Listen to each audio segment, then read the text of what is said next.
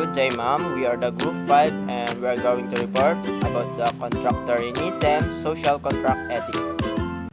So when we say contractarianism, it refers to a type of moral and political theory that employs the idea of contract or agreement. So, in other words, contractarianism is an cooperation or agreement between two individuals or society. So, for example ng contractarianism, ako at ang kaibigan ko is meron kaming contract, kasunduan, ganon, na pareho kaming merong benefits between sa aming dalawa, sa aming agreement. Yun, ganon. Seryoso na ta. So, the next one is about kay John Locke. So, John Locke, he believes individuals are born with natural rights including life, liberty, and property. So, para kay John Locke daw, ang lahat ng tao ay pantay-pantay, ay lahat may karapatan, karapatan sa ari-arian, sa buhay. So, in other term, or ang pananaw ni John Locke is, ang mga tao ay may freedom or peaceful. Good day, everyone. My name is Amesa J. Sibil. So let's proceed to Thomas Hobbes or Hobbesian contractarianism. Thomas Hobbes is the main proponent of contractarianism, social contract ethics. Si Hobbes ay merong influential work na Leviathan. Shinape ng theory na ito ang pananaw ni Hobbes patungkol sa state of nature na kung saan ito ay hypothetical condition na ang mga tao ay nabubuhay ng walang political authority, like law, government, and rules. So, imagine, without political authority, ano kayang mangyayari sa atin, sa societies? So, sa malamang, magkakaroon ng gulo, away, walang cooperation ang bawat isa at mahirap dahil walang authorities na namumuno. So, sa pamamagitan niyan, si Thomas Hobbes kinaracterize or nilarawan niya ang state of nature. Unlike kay John Locke, ang kanyang pananaw sa state of nature ay mayroong freedom at equality. At naniniwala siya na ang bawat tao ay pinanganak na mayroong natural rights such as life, liberty, and end of property. At ang state of nature ay peaceful. However, Thomas Hobbes believed that kapag ang mga tao ay may unlimited power, freedom, it leads to chaos or war. So, para sa kanya, mas better pa rin merong authority or common power sa societies. So, para ma-solve yung mga conflict at maiwasan yung mga gulo. So, and then, contractarianism, social contract is the key from saving world to chaos and war of all against all. Next is the implicit and explicit agreement. Implicit.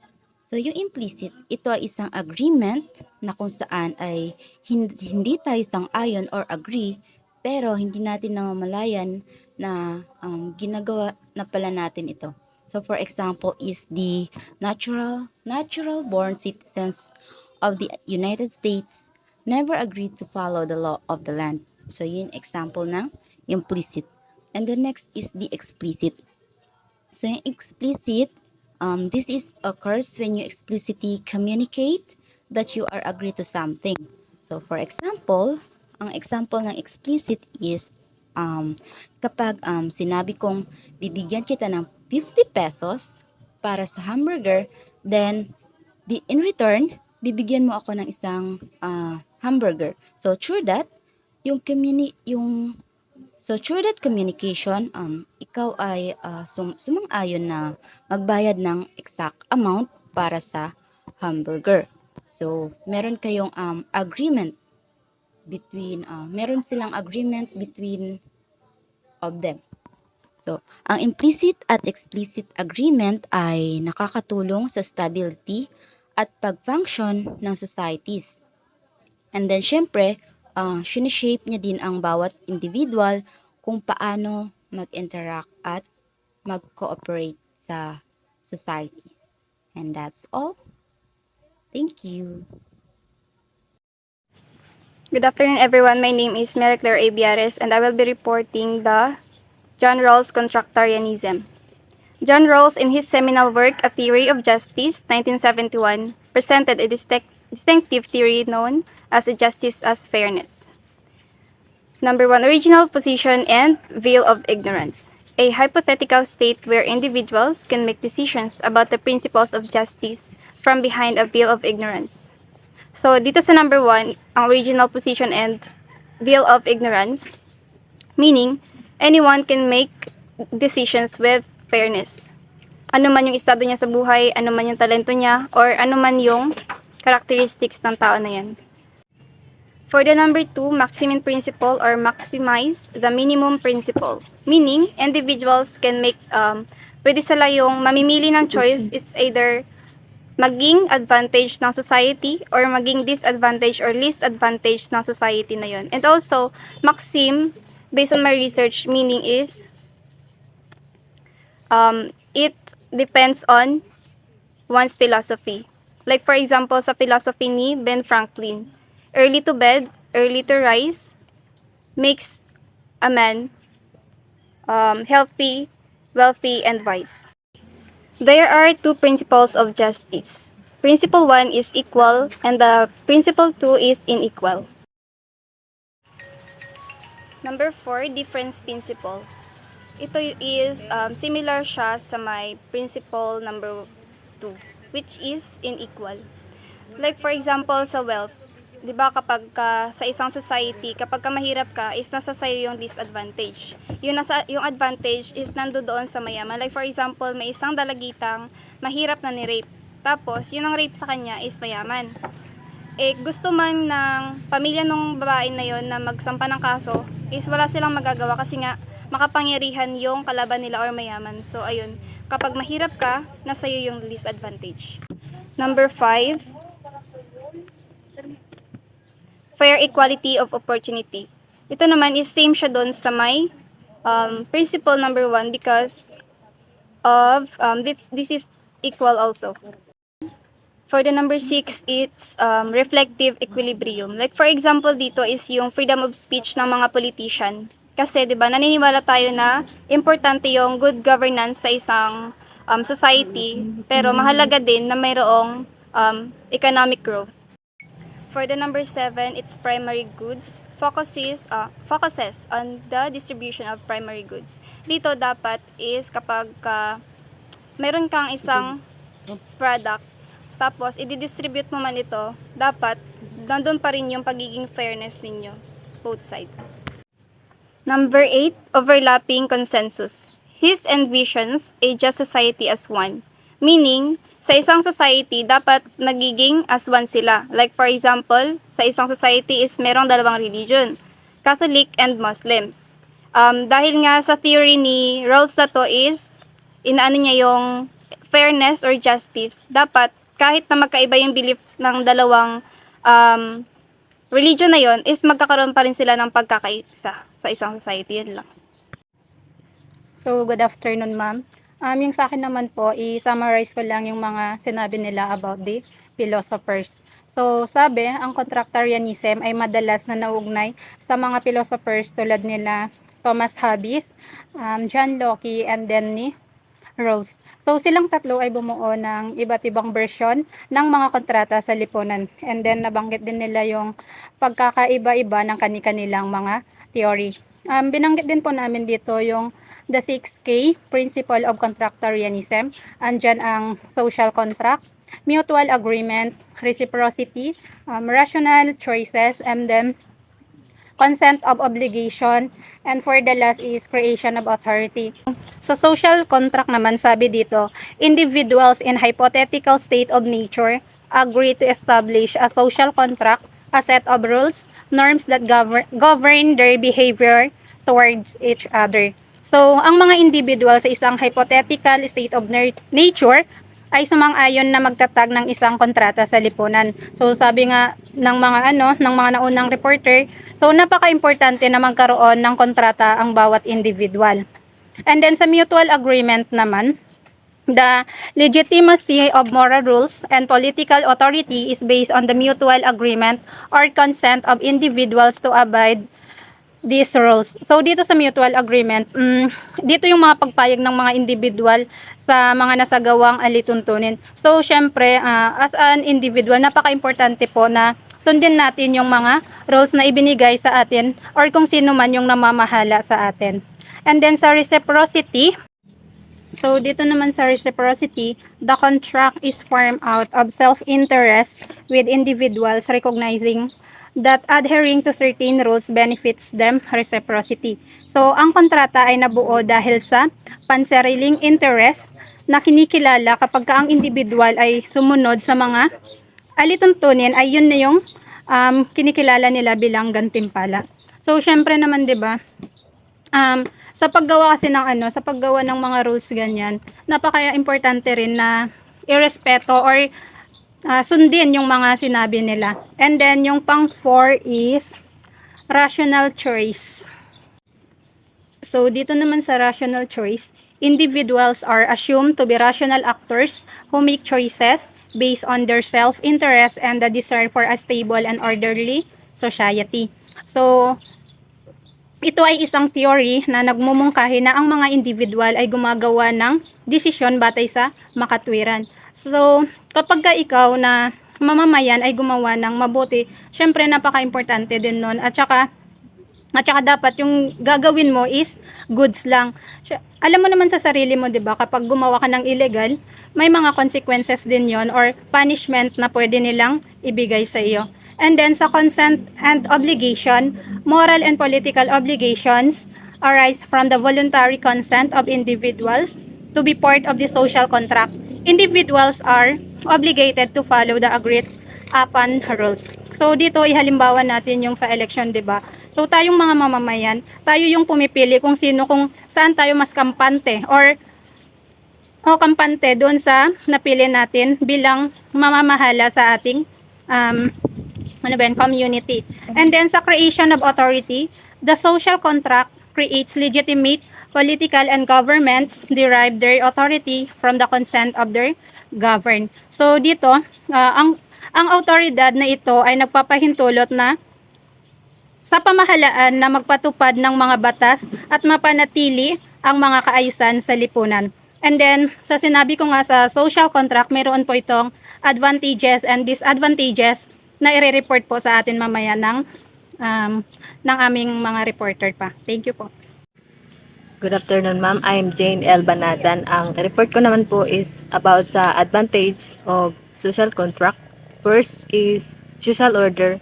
Ang social order ay nagpapapanatili ng kaayusan o pagpigil sa kaguluhan sa lipunan sa pamamagitan ng pagtatag ng napakasunduang tuntunin at pamantayan. Halimbawa na lang po yung sa kumpanya, which is meron silang rules na kailangang tuparin, which is kailangan yun nilang gawin kasi kapag hindi yun nila ginawa, ang isang kumpanya which is masisira or parang masisira yung kanilang pinagsamahan. Yun yung kagandahan ng social order.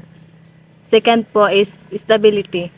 Ang stability ay nagsasulong ng katatagan ng predictability dahil ang alam ng bawat individual kung ano ang inasahan sa kanila at maaaring magtiwala sa pagpapatupad ng mga napagkasunduang panuntunan.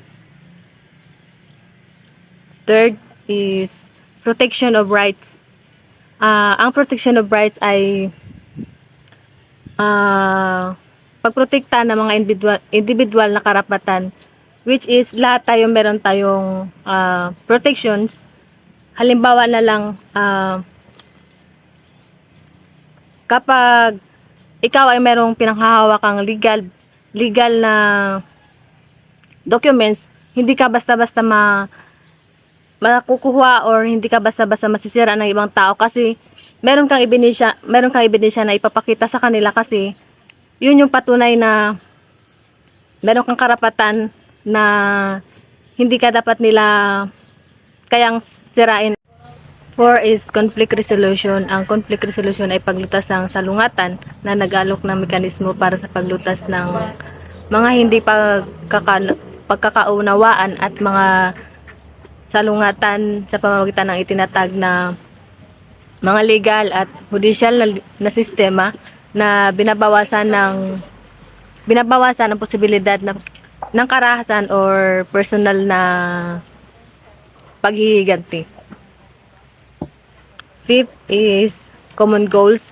Ang common goals ay karaniwang ang bawat isa ay hinikayat na isang pakiramdam o binabahaging layunin at karaniwang layunin na nagpapaunlad ng pakiramdam ng komunidad at pagkakaisa sa magkakaibang individual. Halimbawa na lang ng common goals is sa isang kumpanya ay kailangan isa lang yung kanilang goals para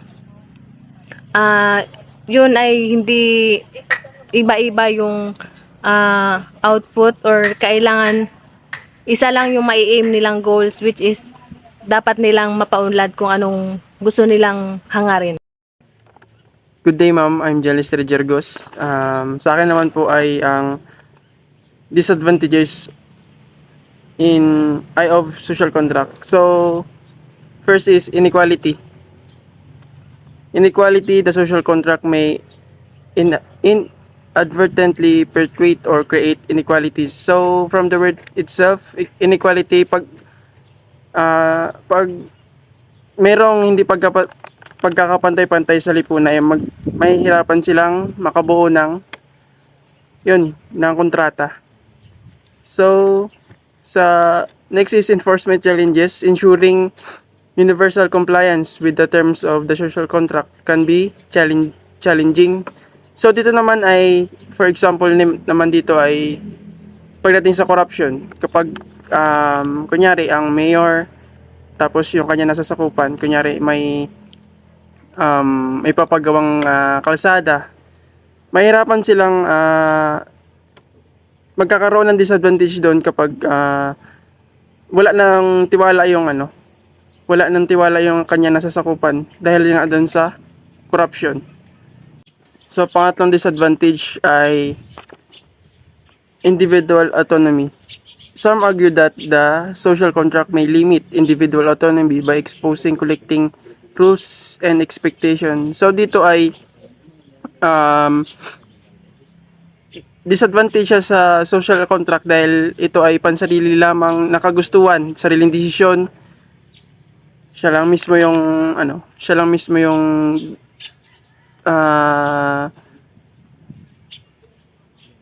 nag-decision lang para lang sa kanyang sarili.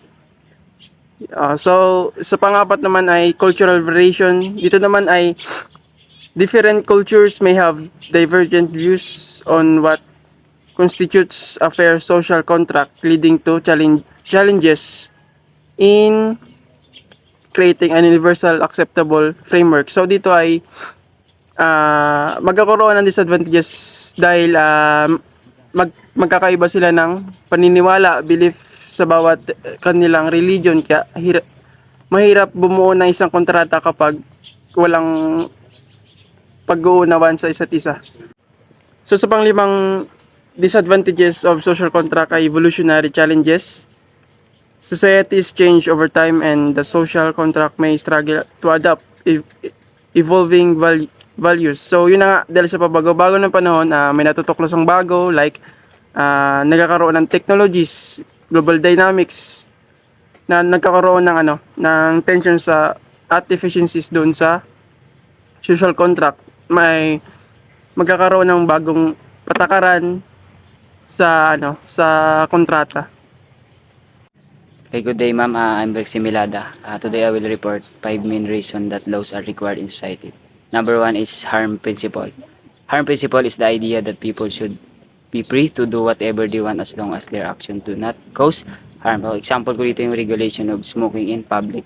Diba, malaya naman tayo marigalilo kung anong oras natin gusto or anytime or any place, basta hindi sa public places, kasi pwede tayo maka-harm sa ibang tao, lalo na sa public place. Example ko sa pangalawa ay prohibit driving under the influence of alcohol, di ba? Malaya naman tayong uminom kahit saan natin gusto, pero mas na nag-drive tayo sa highway tapos nakadisgrasya tayo, nakaka-harm na tayo sa ibang tao. Kaya sa harm principle, malaya tayo kung anong gusto natin gawin basta hindi tayo nakakasakit sa iba. And next is offense principle. Is a concept and ethics that philosophy that suggests that a certain action or speech can be restricted or prohibited if they cause harm or offense to others. Example ko dito yung hate speech law. Kasi sa hate speech law, piniprevent nito yung mga discrimination. Kumbaga, siya nagbabawal sa mga sinasabi mo kung nakasakit ka sa tao. Ang hate speech law ay naiwasan niya ito or nalilimitahan yung sasabihin mo sa tao para hindi magagalit. In summary ng dalawang principle ay the harm principle focus on protecting people from actual harm, and offense principle focus on protecting people from being offended or upset. Yun lang, thank you. Okay, good day, ma'am. My name is Eden T. Rojales and my report is doon pa rin po sa 5 main reason that laws are required in the society. So, we are in the number 3. So, legal paternalism justifies state coercion to protect individuals for self-inflicted harm or its extreme version to guide them whether they like it or not towards their own good. So, some of the example of this, ma'am, is requiring motor helmets, no swimming without life jackets, and anti-suicide. Meron pa akong another example na situation about legal paternalism between the doctor, the patient, and the mother. So, yung doctor, ma'am, nagsabi po sa parents ng anak na yung anak niya is dying, and then yung tawag nito, yung kanyang anak, hindi na po siya pwedeng kumbaga ayaw niya na pong magpagamot dahil parang nahihirapan na siya, ganun. And then syempre as a parent, syempre alam niya kung ano yung best para sa kanyang anak. So ang ginawa niya po is sinabihan niya pa rin po yung doktor na gamitin pa rin po yung anak niya kahit ayaw na po magpagamot ng kanyang anak. So the main point po ng legal paternalism is yung choices po ng bata, kumbaga through legal paternalism, hindi na po siya parang yung choices and freedom po ng isang bata na yun na para sa sarili niya, hindi po siya pwedeng tawag nito, gawin. Kasi nga, base na rin po yung sa kanyang mother, kumbaga yun ang masusunod po is yung mother. And then the number 4, the legal moralism. It is the theory of jurisprudence and the philosophy of law which hold that laws may be used to prohibited or required behavior based on the society collective judgment of whether it is moral. So, isa sa mga example po nun is the anti-gambling law or tinatawag natin yung pagsusugal. The anti-prostitution and anti-bigotry law, same siya ng law of discrimination. So, the ideal of legal moralism goes beyond the basic agreed harm principle, which state actions can be criminalized if they are harm to others. So, yun po yung mga example ng sa legal moralism. Good morning, ma'am. My name is Regine P. Ornisa, PN4 Block 2. Ang napunta po sa akin na i-report ko pa yung benefit to others. Ang benefit to others, beneficence is an action made for the benefit of others. So this is as a moral action, it is generally assumed to be based in mercy, kindness, and empathy. For example po dito is volunteering and helping others. Halimbawa na lang po, may isa pong matanda na humihingi po ng tulong, tapos nag-volunteer po ako na tulungan ng matanda ito. Yun po yung example po ng benefit to others. Yun lamang po at maraming salamat.